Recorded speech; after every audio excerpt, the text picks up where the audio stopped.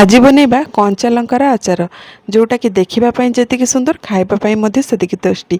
आपड़ ताकू भात रुटी मुढ़ी सहित खाईपारे से कंचा लंका आ लेंबू को मुझे तो आचार तो समस्त को खावाई भल लगे मत भी बहुत भल लगे।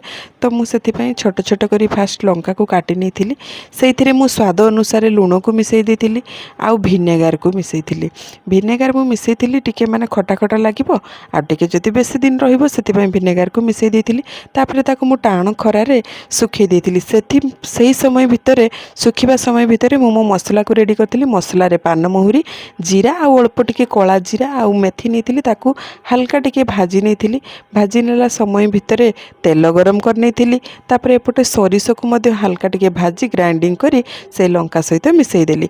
तापरे किछि लेंबू रस रखी जिते भी चाहिए आप ऐड करेंगे से खटा इठा केमती करेंगे से हिसाब से। तो मिसई सारापर मु सरिष तेल ठंडा हो जाता मिसई देती। देखते एवं रेडी हो गला आमर लंका आचार केते टेस्टी।